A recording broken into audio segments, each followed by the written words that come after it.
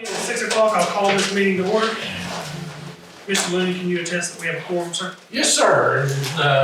Welcome, John. I know he has had a terrible work experience the last few weeks, out getting power back to folks. And glad to have you with us, John. Thank you, Jim. Welcome home, happy birthday. Happy birthday. Happy birthday, yes. What a great way to spend it. Council, you have an agenda before you. Yield the floor for a motion. Make a motion, we accept the agenda as presented. Second. Motion second, any discussion? All in favor? Aye. Opposed, none? Thank you, council.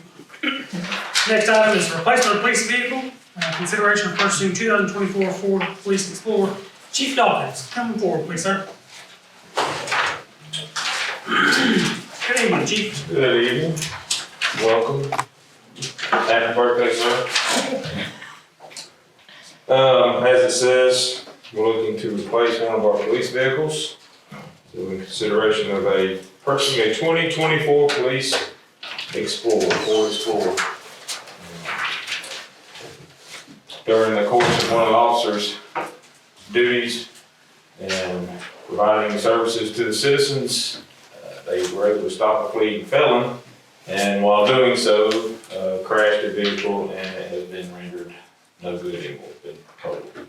So we have looked around and we found a vehicle that is the same that we already have, and we're just looking to maybe replace it. So we can stay with vehicles. Go ahead, sir. Mr. Mayor, if I could just kind of piggyback. I know that Chief had asked me about the unusual request of putting this on special call meeting work session in terms of, but I did tell him there was no identified monies because even though we're fully covered, as you well know, insurance will not give you replacement costs. They'll give you a good chunk of it. And Stacy and Lori were able to really get about another, I think, 12, 16 plus thousand on top of the original offer. So we have about 38,000, but as you see in your packet, it's nearing the 50,000 mark of just the acquisition of the vehicle in and of itself. Chief and them have been able to repurpose a lot of the other equipment, but because we have no identified monies, you'll see in your packet too that we would just be getting y'all's authorization to utilize fund balance, our savings account, and then when we do our year-end budget amendment, we would just have to adjust accordingly unless we have some excess SPOS funds, which we could then use as well. So because we don't have authorization to go into the savings account, we at least want to get this vehicle replaced. I think they're ready to go for tomorrow. They've been sitting on it for a month or so. A month, they're supposed to be coming to get it, and tomorrow, everything's been taken off of it, that we can, as far as equipment, siren, lights, cages, all the stuff that needs to be put up. What will you need additional for this one as far as the equipment? Right now, we know we'll need a push bumper, that didn't fare too well. But everything else should go on, because 2023, 2024, this equipment will fit right on. Anything after that, it will not fit. So. Thank you, sir. Council, yield the floor for a motion. I make a motion to give permission to Chief Dawkins to replace 2024 Explorer. Does that motion include the amendment budget at year end? Yes, it does. Council have a motion? Second. Motion and second. Any discussion, council? I have a question. Brandon, can you repeat what you said about SPOS and taking it out of fund balance, and then if, So you'll I recall just wanna that make sure I we have been able to utilize SPOS in the past for these capital purchases because we do not have any monies encumbered in excess of. We do get between 10 and 15,000 extra each month above and beyond what we budget, and hopefully by year end we'll have accumulated enough to where we wouldn't have to reach into fund balance. We could just, when we give y'all the year-end budget amendment for, it'd be month 13, January, to do the amended. for 24. Okay, I Yes. just want to make sure I I understood think that. 85,000 We is budget. what that we budget out of it, so anything over that 85 is open for use, something like this. Thank you. I just want to make sure. Any further Yes. discussion, council? Thank you. All in favor? Uh, Opposed? Thank you, council.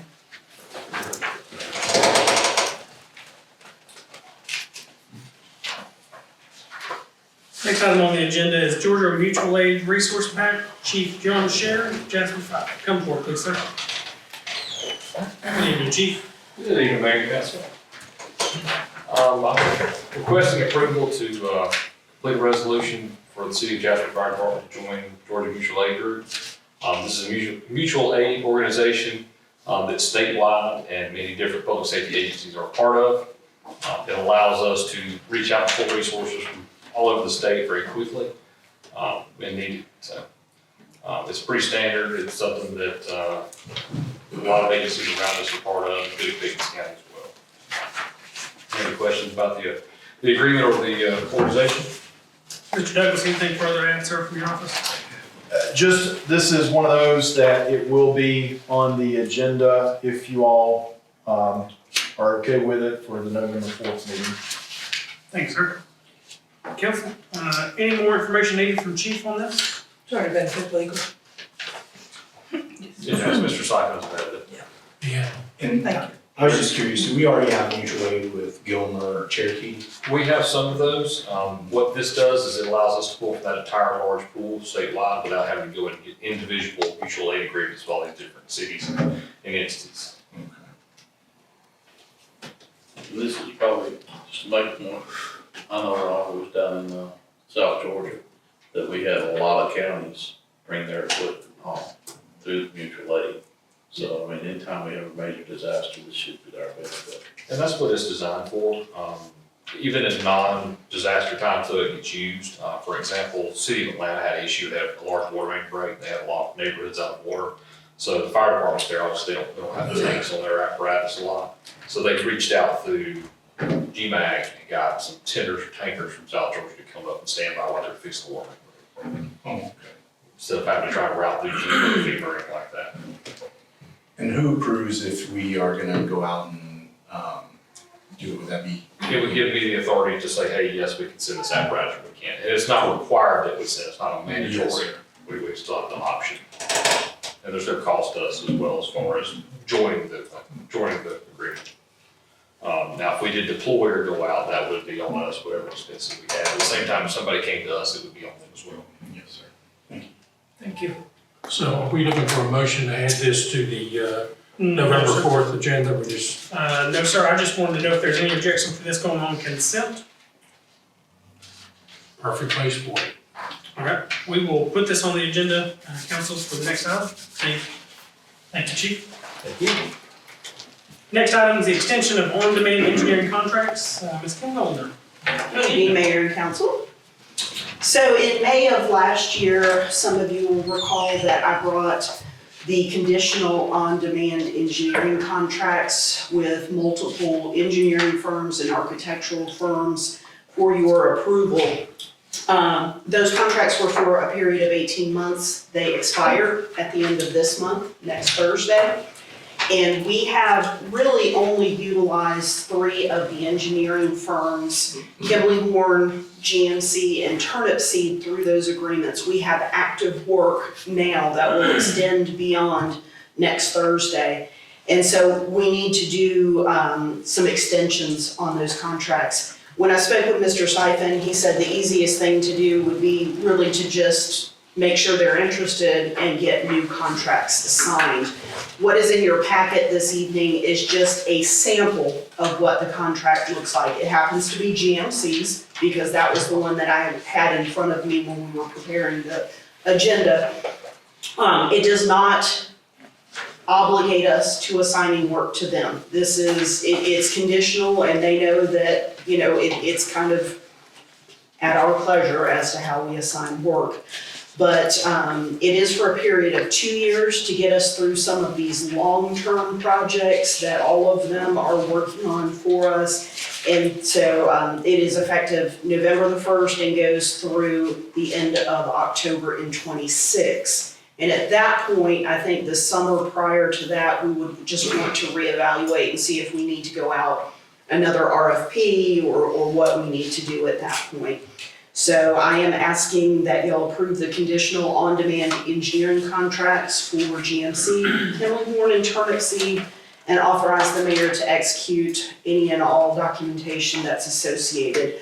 I have gotten GMC's and Kimley-Horn's back signed, so I have those. Turnipseed let me know that they will have it back to us in a couple of days. Thank you, ma'am. Thank Council, you. any questions? On this item, we are asking for a motion, council, so I will yield the floor for a motion. Do we need 3 separate motions? We can, I will leave that to your pleasure, I don't think so. The way I wrote this is you're approving all 3.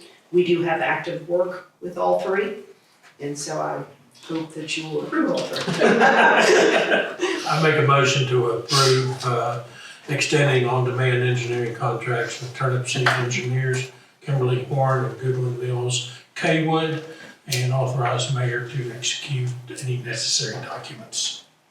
council have a motion, do I have a second? Second. Motion and second, any discussion, council? All in favor? Opposed, same? Thank you, council. Thank you. Next item is extension of interim financing on USDA projects. Ms. Goldner, you were up and up, ma'am. Thank you.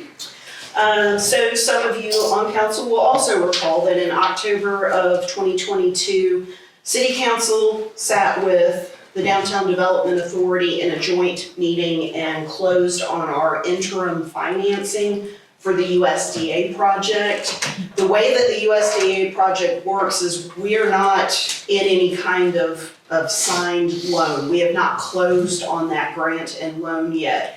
That starts as soon as the construction is actually done. But you need something to take you through that interim period where the contractor is making draws before you sign the actual final loan with USDA.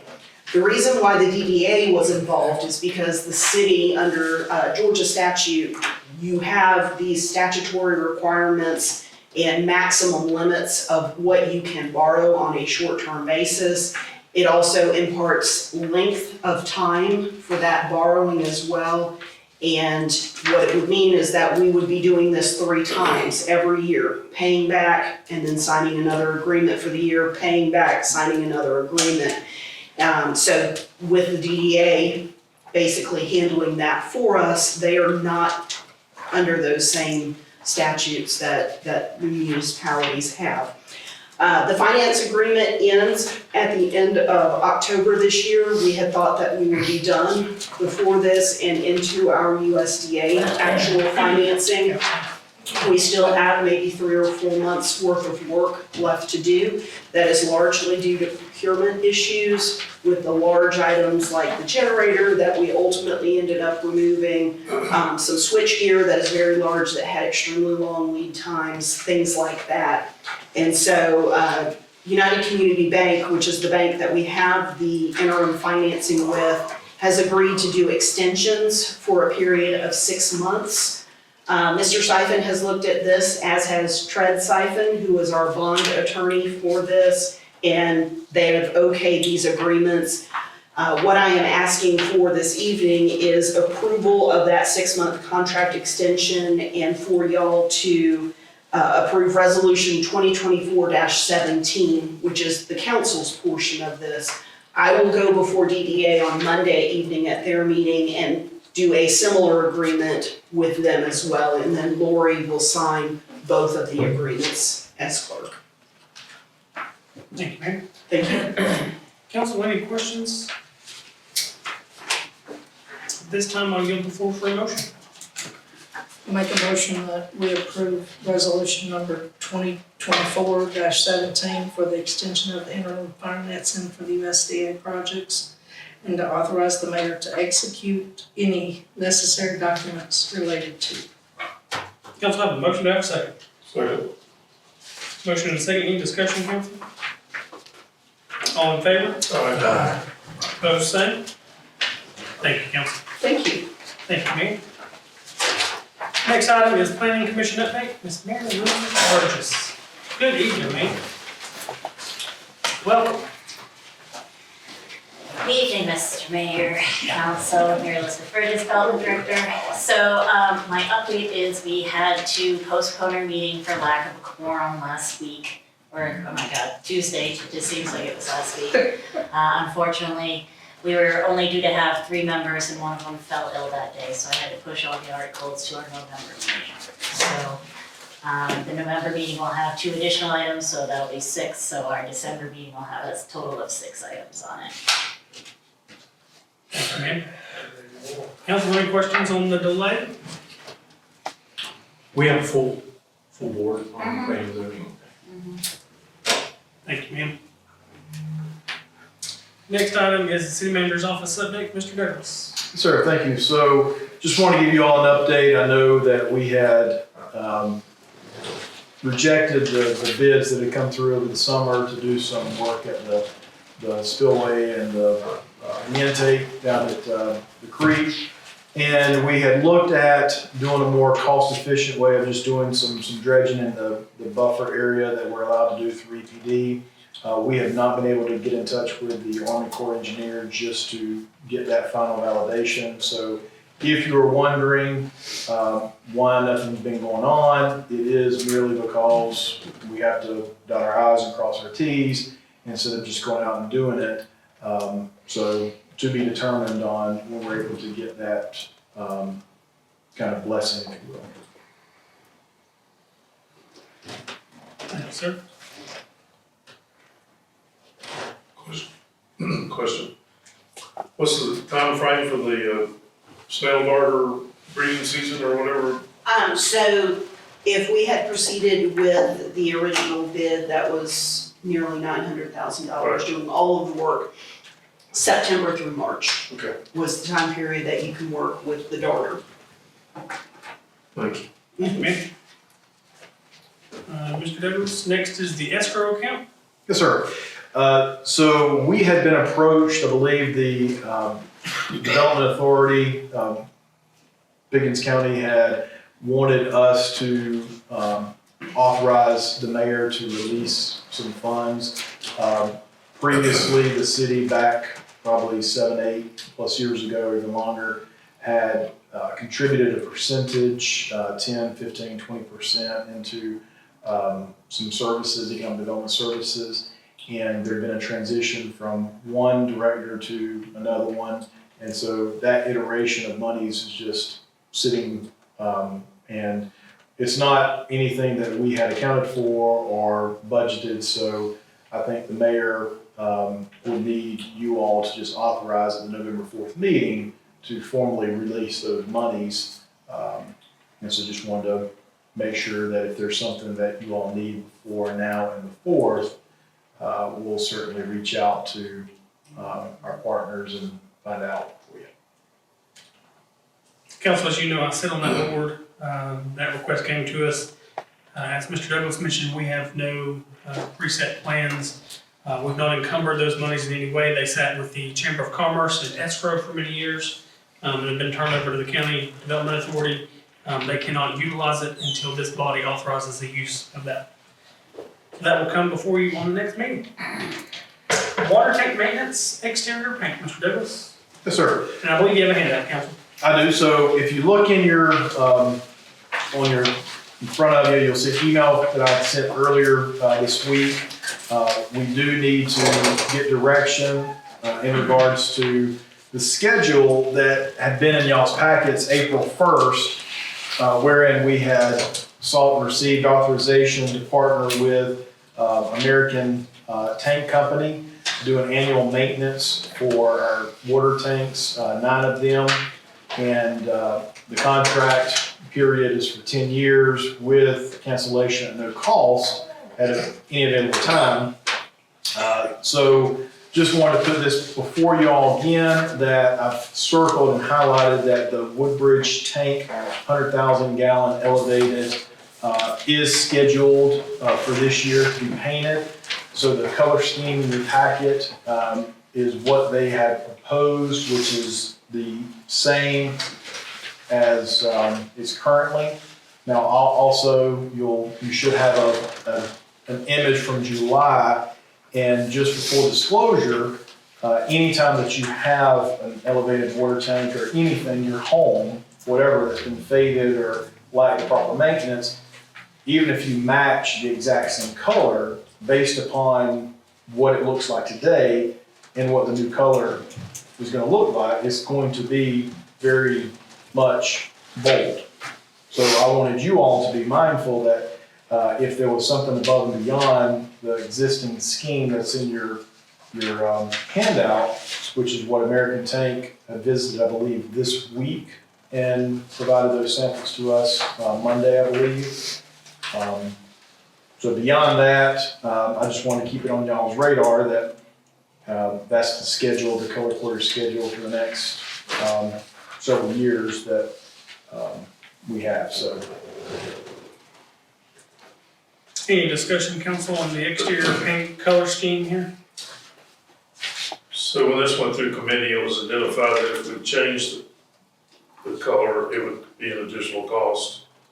And I think we've also had discussions in committee, I'm not sure if it came before council, about the lettering, which we decided we will not be doing. Is that correct? Staff's recommendation that you can see here is the color scheme remains the same. I believe you are correct. The lettering on it is, identifiable to a specific entity that is not the city as an organization. There'll be no lettering on the new one, new paint job. At this time, the only thing that would move forward is just repainting in that color. Okay. And that matches the historical aspect of documents we have and pictures of the tank from years ago. As mentioned in our conference room, this tank historically, and we're going for the historic look, none of that existed on the tank. Anything further, council?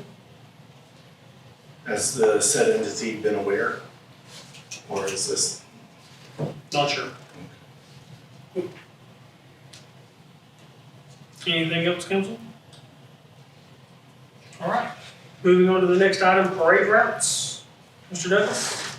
Yes, sir. So I've mentioned it before, but I just want to keep it on y'all's radar that in 2025, we will be reintroducing, bringing events and whatnot back to you all. So this is kind of a precursor of sorts that last week we had a very successful homecoming parade in downtown.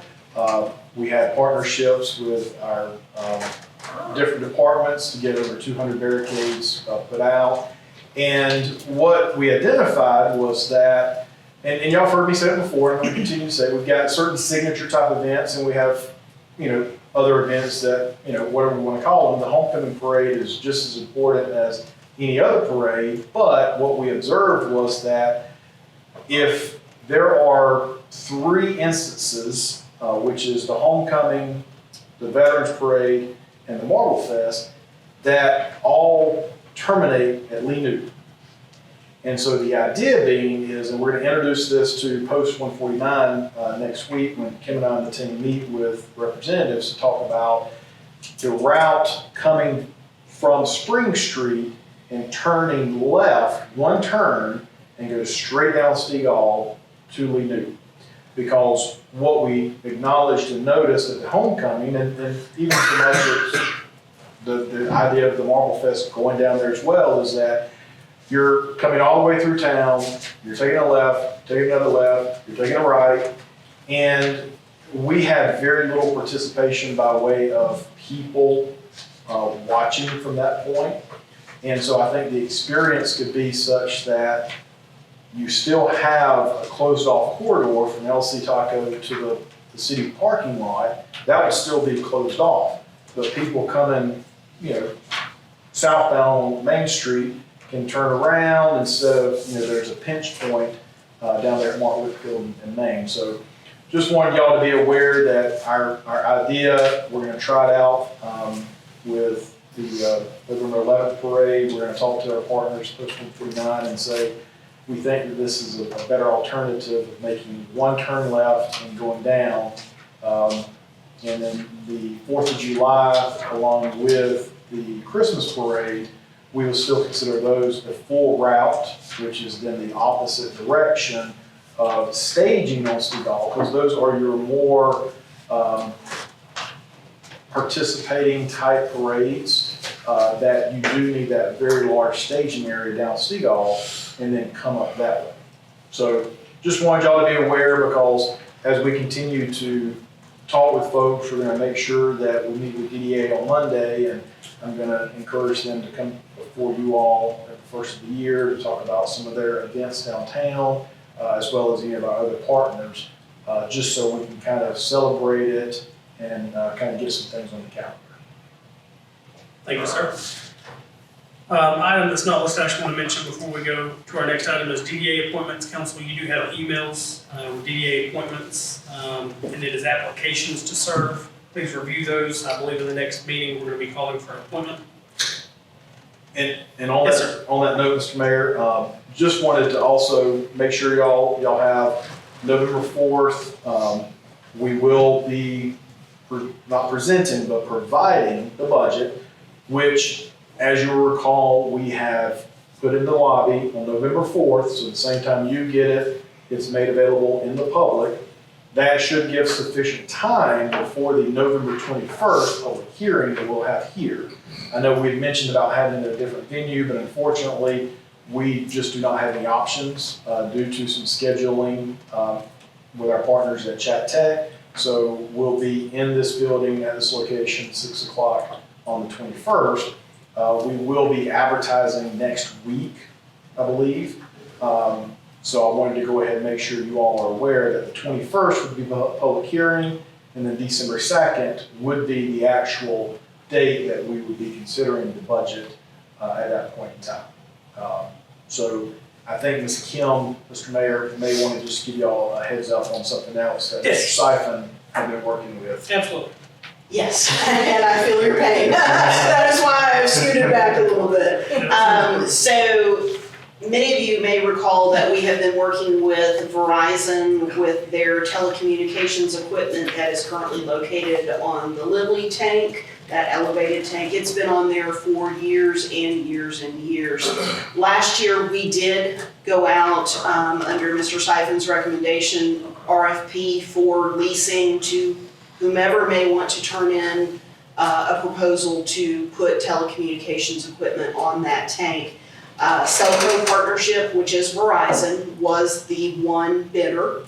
And so we have been working with them for a long time on their contract and making sure that we are getting in the items that we needed as a part of that. They had to do a structural analysis for their equipment. We've had to provide them some insurance information, things like that. And then there were contract changes that they had suggested and that Mr. Siphon had suggested as well. And that has finally come to a close. We got the go-ahead this morning to go ahead and put that on November 4th's meeting agenda. And so we will be bringing that before you for approval of that agreement. Fantastic. Thank you, ma'am. Thank you. Council, the next item is executive session under legal and legal, personnel, and real estate. We have all three items. Entertain a motion to enter executive session. Move to enter into executive session. Have a motion, right? Second. Any discussion? All in favor? Aye. Opposed, same. Thank you, council. We are in executive session.